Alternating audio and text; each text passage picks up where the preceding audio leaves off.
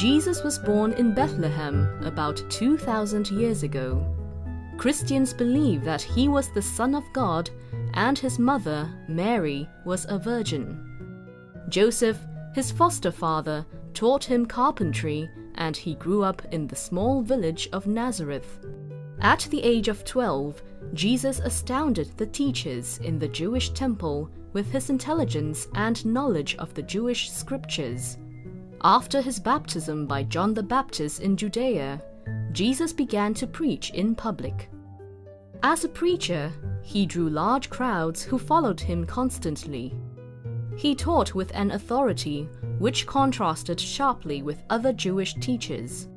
Jesus gathered a group of committed disciples.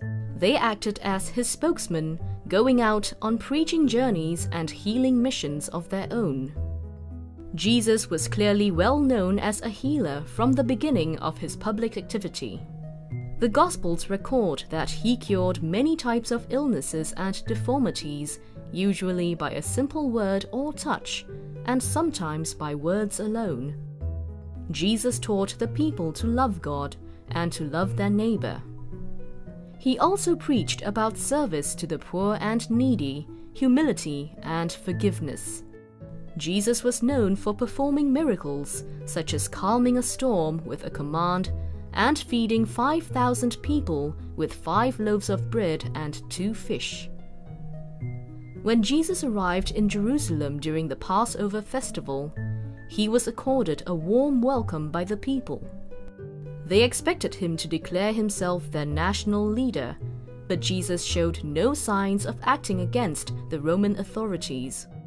Eventually, he was arrested by the Jewish leaders with the help of Judas, one of his disciples who had betrayed him. He was tried according to Jewish law on a charge of blasphemy for claiming to be the Messiah, the Son of God. He was put to death on Good Friday by crucifixion, a barbaric method reserved by Rome for slaves and rebels. Some followers of Christ took his body and buried it in a nearby tomb. He was said to have risen from the dead the following Sunday, known as Easter Sunday, now the greatest celebration among Christians.